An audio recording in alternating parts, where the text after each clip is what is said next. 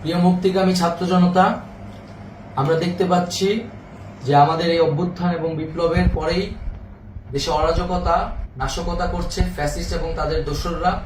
আমরা দেখতে পাচ্ছি যে বিভিন্ন জায়গায় এখন গোলাগুলি চলছে, মন্দিরে হামলা হচ্ছে এবং নাশকতা ও লুটপাট করছে। আমরা মনে করি আমাদের যে ছাত্র নাগরিকদের অভ্যুত্থান তাকে নস্যাৎ করার জন্যই পরিকল্পিতভাবে এই ধরনের ঘটনা ঘটানো হচ্ছে। আমরা মুক্তিকামী ছাত্র জনতাকে সজাগ এবং সতর্ক থাকতে আহ্বান জানাচ্ছি এবং আমাদের যে অন্তর্বর্তীকালীন সরকার, আমরা সেই সরকারের যে প্রস্তাবনা 24 ঘন্টার সময় নিয়েছিলাম, জরুরি পরিস্থিতি মোতাবেক আমরা এখনই তার একটি রূপরেখা ঘোষণা করছি।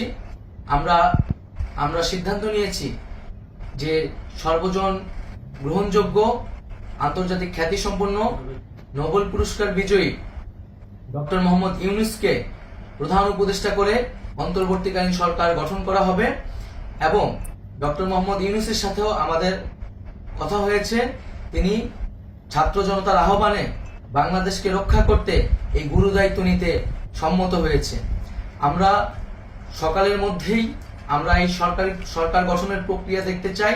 রাষ্ট্রপতির কাছে আহ্বান থাকবে যে দ্রুত সময়ের মধ্যে ডক্টর মোহাম্মদ ইউনূসকে প্রধান উপদেষ্টা করে অন্তর্বর্তীকালীন সরকার গঠন করা হোক এবং এই অন্তর্বর্তীকালীন সরকারের বাকি সদস্যদের নামও আমরা সকালের মধ্যে ঘোষণা করব।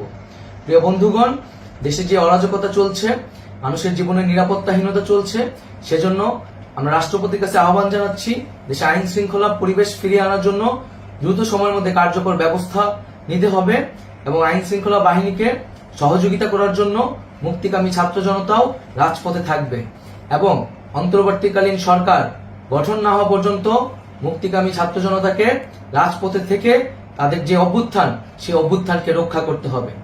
প্রিয় বন্ধুগণ, আমরা রক্ত দিয়েছি, শহীদ হয়েছি। আমাদের যে প্রতিশ্রুতি একটি নতুন বাংলাদেশ গঠন করার জন্য, সেটিকে আমাদের অবশ্যই বাস্তবায়ন করতে হবে এবং অবশ্যই ছাত্র জনতার প্রস্তাবিত সরকার বাদে কোনো ধরনের সরকার কিন্তু মেনে নেওয়া হবে না। আমরা বলেছি কোনো ধরনের সেনা শাসিত সরকার অথবা সেনা সমর্থিত সরকার অথবা এই ফ্যাসিস্টদের দোসরদের কোনো বি টিম সরকার কিন্তু আমরা মেনে নেব না। কোনো গণবিরোধী সরকারকে মেনে নেওয়া হবে না। ছাত্র জনতার অভ্যুত্থানকারী যে প্রস্তাবিত সরকার, অন্তর্বর্তীকালীন সরকার, যেটা আমরা সিদ্ধান্ত উপনীত হয়েছি ডক্টর মোহাম্মদ ইউনূসকে প্রধান উপদেষ্টা করে এই সরকার গঠন করা হবে, সেই সরকারকেই বাস্তবায়ন করতে হবে অবিলম্বে।